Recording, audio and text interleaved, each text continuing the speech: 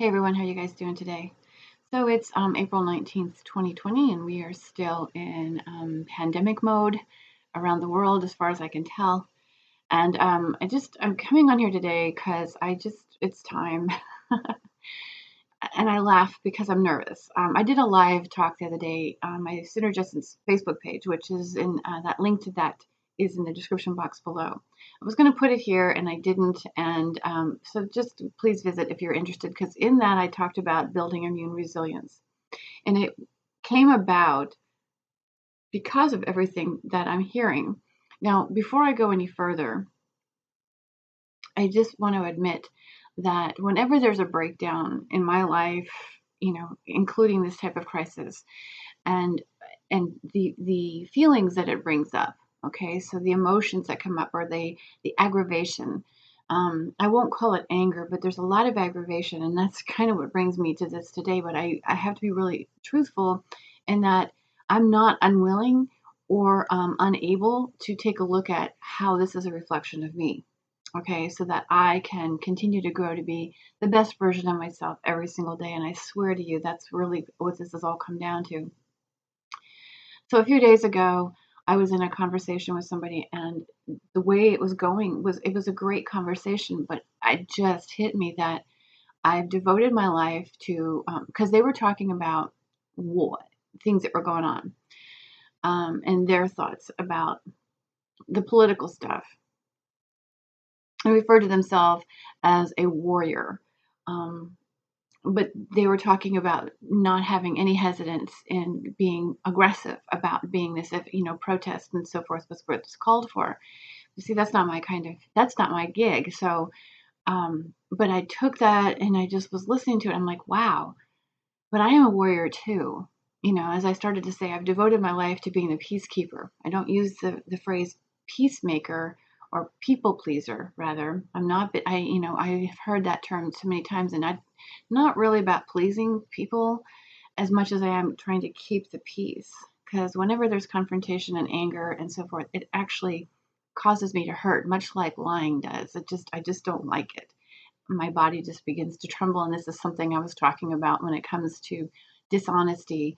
I have this built-in lie detector that my kids will tell you it aggravates me that if I know somebody's not being honest with me and I can't get them to admit to it, you just got to shake it off. But at the same time, it's a reflection of what's going on with me.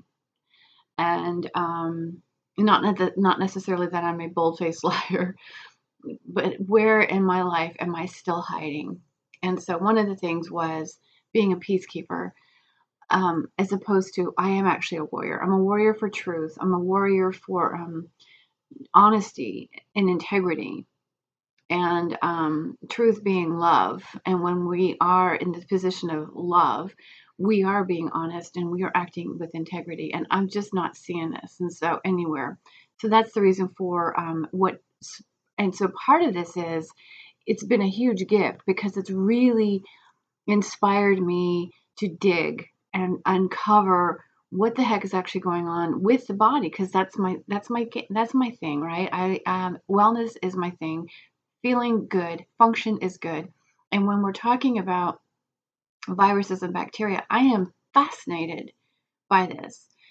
I'm fascinated by them. The number of bacteria and viruses that actually, I've done other videos where I've talked about the number of bacteria. We're actually more of a virus than we are a bacteria. There's about 100 trillion bacteria.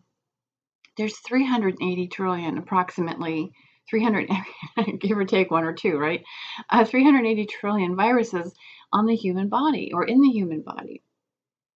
So, and we have like maybe between 30 and 40 trillion cells that are actually designated to being human. So that's just astonishing to me. And when I did the video, my newsletter for the Amish, I even used the reference that approximately 2 to 5 pounds of our body weight is bacteria. It's just wow, mind blown kind of thing, right? But getting to understand viruses and their mechanism of action in the body, just like I do with medications, is amazing. It's absolutely amazing. I want to make sure that that computer screen's up because I want to be able to read it if I need to. Um, so yeah, so that's what brought me to building immune resilience and being able to explain why essential oils actually make a difference when it comes to viruses and bacteria. And the fact is that although we're accustomed to the terms antimicrobial, antiseptic, antibacterial, and so forth, antiviral, oils are not against life, okay? Nature does not just go out and just naturally kill for the hell of it, okay? Yes, animals will take each other down. They have to eat. Yes, we will see plants actually grow and potentially strangle out other plants, but that is going to be an assertion of mine where those are because some of those plants weren't native to that area. Because I've actually photographed plants that will just wrap around and support one another. So it's not a malicious thing when one aspect of nature inactivates that of another, another aspect of nature. So viruses do the same thing. Viruses will inactivate bacteria if the bacterial load gets too high. Essentially, um, there's no such thing as an aggressive virus. They have the potential. And this is how vaccines actually come into development because they actually have the ability to help protect the body from certain illnesses, not just the same virus. Okay. Um,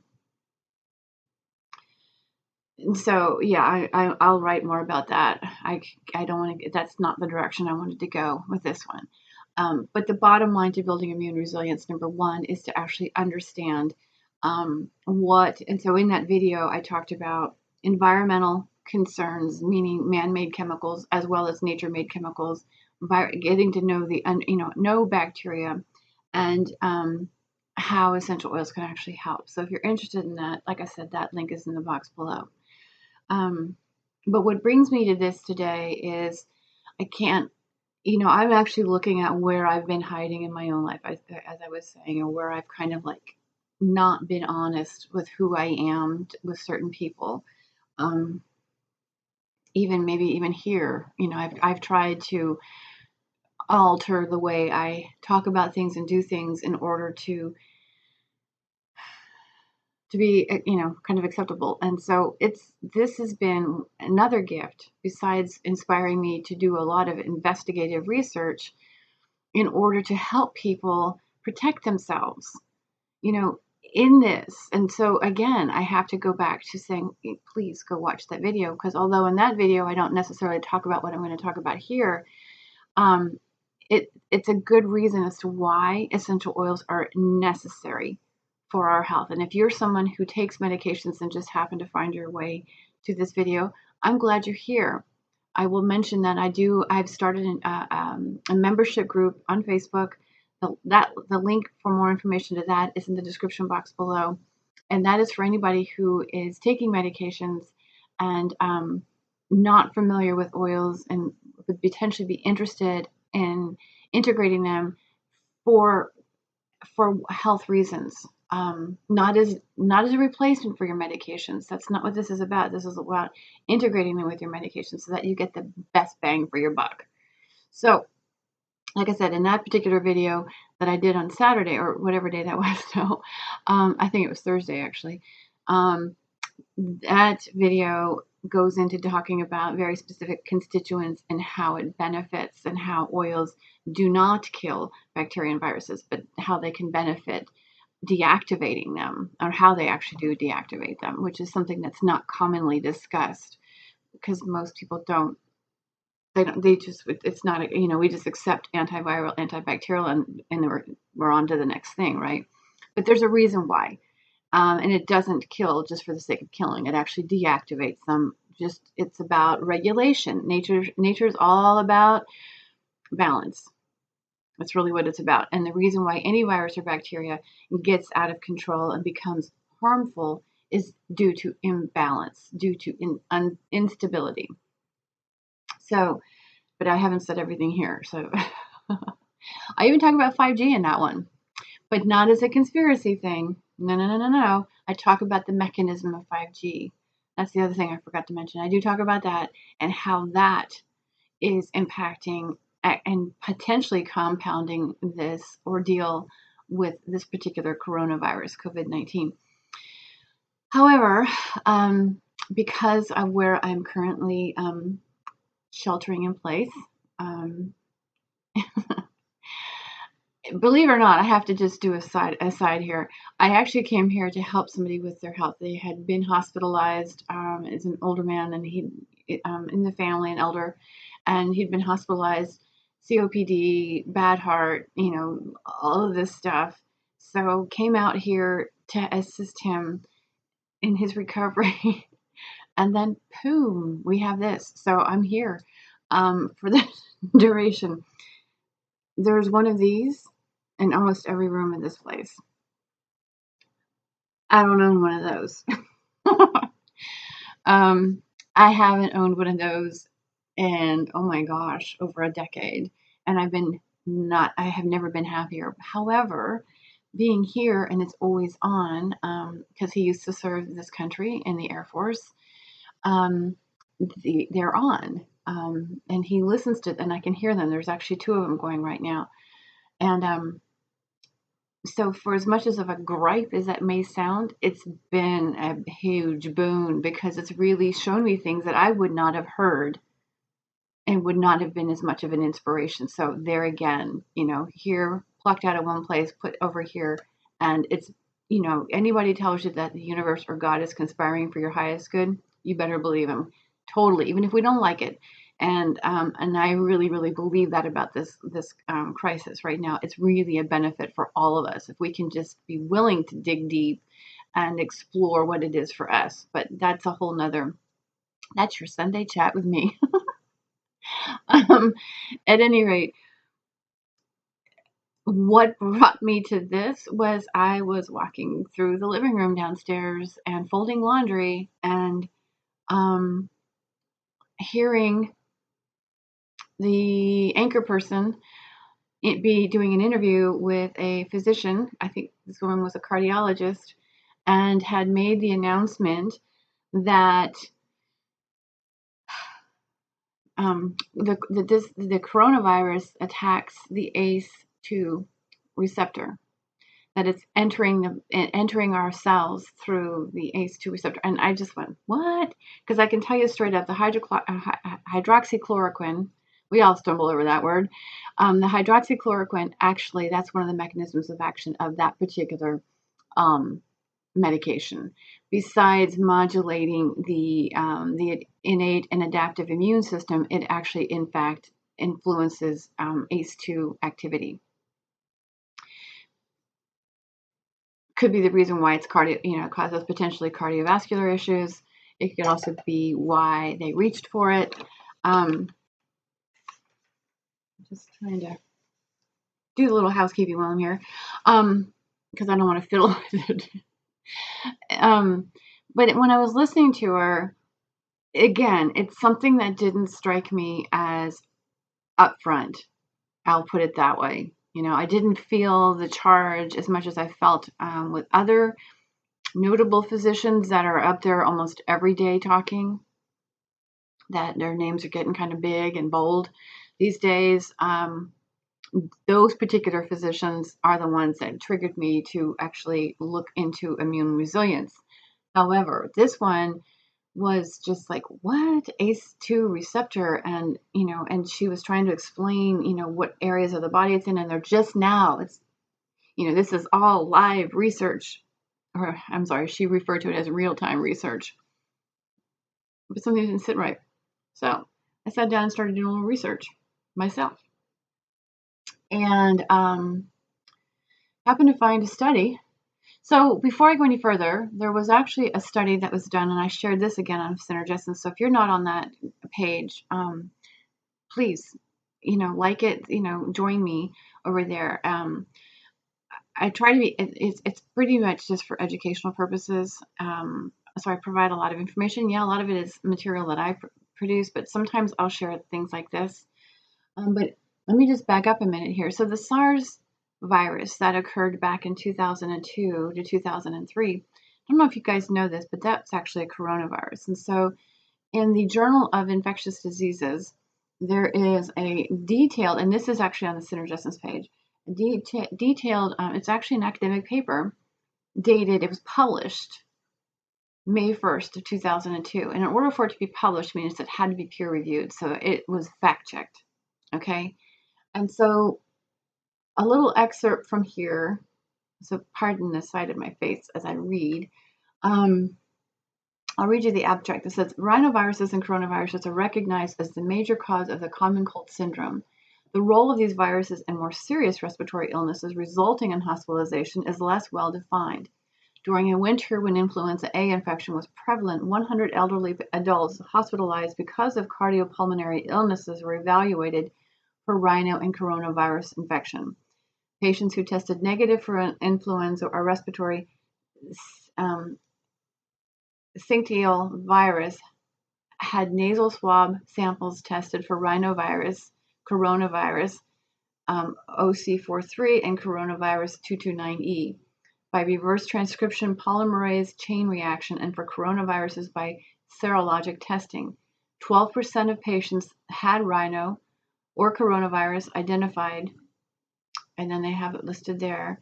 All patients had significant underlying diseases, although all patients recovered. The mean length of stay was 8 days. 4 persons had pneumonia and 1 required ventilator. So the title of this article is Rhinovirus and Coronavirus Infection Associated Hospitalizations Among Older Adults. But the point to me even telling you about that is the fact that we've known about coronaviruses. This is not something new, okay? They've known about, I mean, that's what SARS was. And so what was interesting to me was the other night I watched an interview with one of these top docs in the country right now. Like I said, all the task force docs. And his statement was, well, the SARS virus just disappeared. It's just disappeared. Well, let me tell you this. The COVID-19 is a strain of that particular virus. I'm going to suggest that you do your research around the National Institute of Allergies and Infectious Diseases, which is part of the National Institute of Health, and which is referred to oftentimes with the acronym NIAID, and just check out their involvement with the virology labs in the Wuhan area over the last 3 to 4 years. That's all I'm going to say here. Just do your research on that. Point is, it's time to be honest. It's time to bring integrity into this whole freaking mess, okay? So the whole thing today earlier was the ACE2. I came up on another Journal of Virology. There you go. That's the word. That's how you say it. The journal. I told you I'm nervous. The Journal of Virology, which is out of the American Society for Microbiology. Okay, so this is real shit, you guys. This is real stuff. Again, fact checked and published. How long am I going here? Okay, I'm not talking your ear off too much. It was published in 2005. I'm not seeing December of 2005. This is when it was published, okay? The title of this article is ACE2 receptor expression and severe acute respiratory syndrome, that's SARS, coronavirus infection, depend on differentiation of human airway epithelia. Now, the point is to this is that the SARS-CoV coronavirus in 2005, that was 15 years ago, was known to actually influence ACE2 receptor activity. So why the hell are we hearing today, April of 2020, which is a year and a half, 4.5 years later, that this is real-time investigation and that we're only now uncovering this? And this is the reason why some celebrity just had to have his leg amputated due to blood clots and so forth. And that's all I did was look up ACE2 receptors and blood clots, and this is how this came out. So now keep in mind, blood clots, and this is where I go back into oils because that's my passion and health.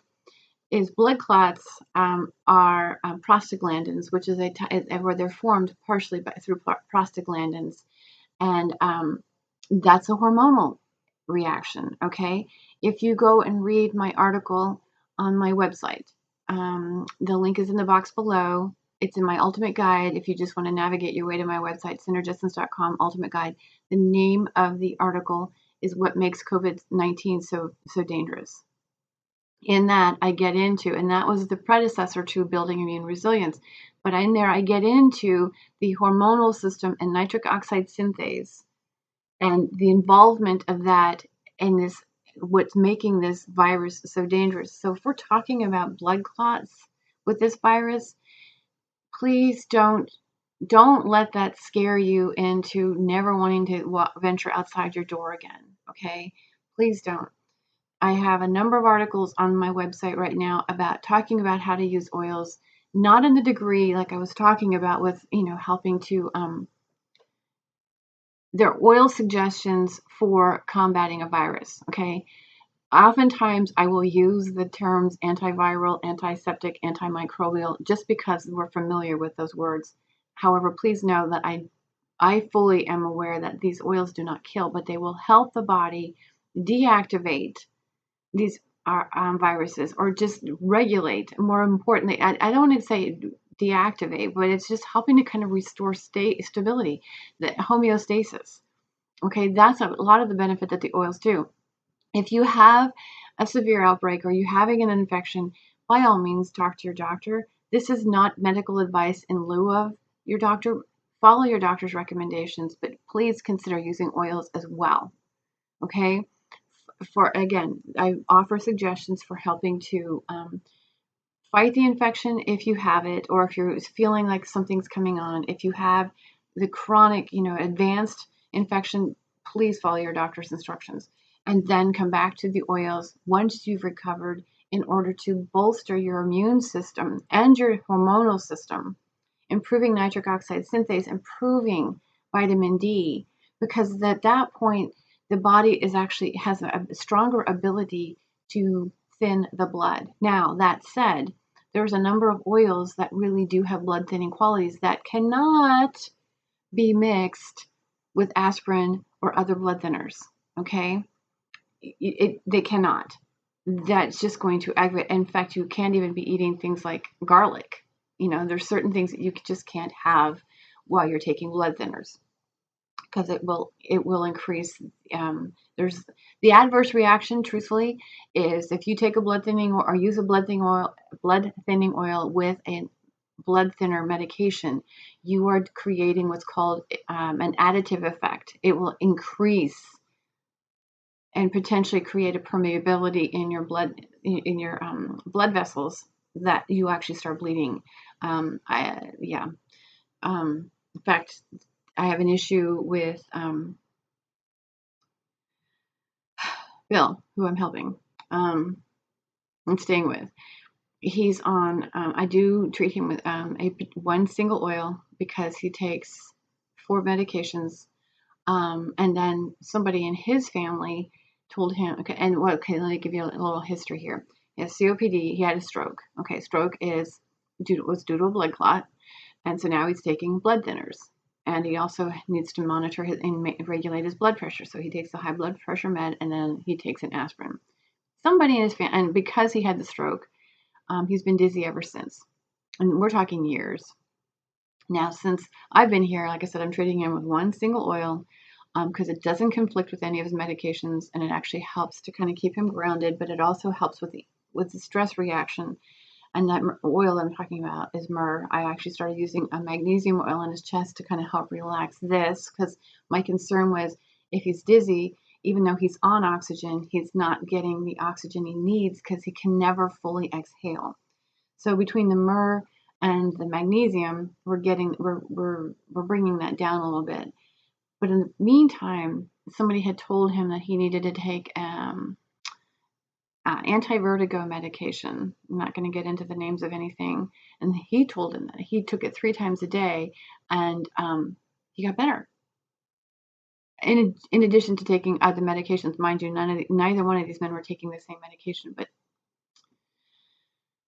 So Bill went and asked his doctor. The doctor put him on his anti-vertigo medication, and all I can tell you is that his nose was bleeding like crazy. Okay, so there's contraindications, and I don't use oils that will potentially increase the thinning of his blood. So that said, if you do not take blood thinners and you're concerned about a cold, or whether you have a rhino or a coronavirus, it's the coronavirus that gets involved with the ACE2.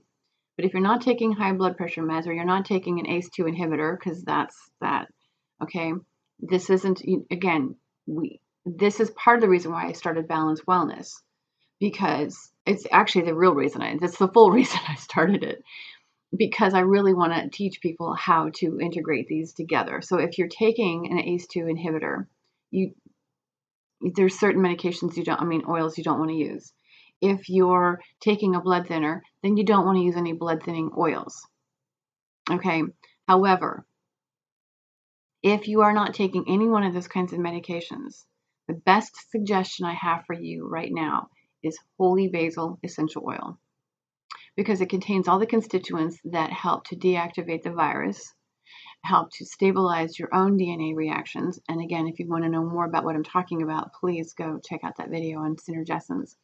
And it supports the thinning of the blood, keeping the blood thin, and preventing any potential harm that this virus could cause, because it does disrupt the hormonal system. Clearly, if it's going after the ACE2 receptor, but why are they making this news today? We've known about this, okay? And if you'd like me to, in fact, I will. I'll just put the link to this in the box below, and you can read it for yourself. All right, so this is what I'm about. I'm a warrior for honesty and integrity. And that is the reason why I do what I'm doing, and that is the reason for Balanced Wellness. And in fact, I'm inviting anybody who's a health professional and that would like to learn more about oils and medications and even nutritional suggestions. It's all over there. All right, join my group. It's a membership group, which means it's $22 a month to join. But you know what?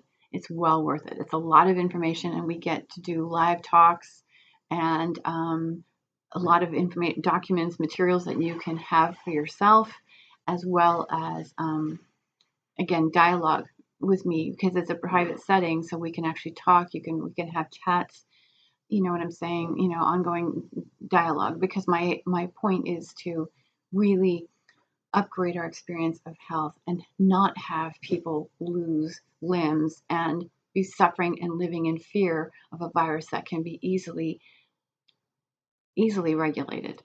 And I say that with all due respect to the physicians, but there's more going on here, and I just really want us to be as healthy and strong as possible. All right, so if I have offended you, I apologize, but please know that this is really from my heart and for the benefit of all.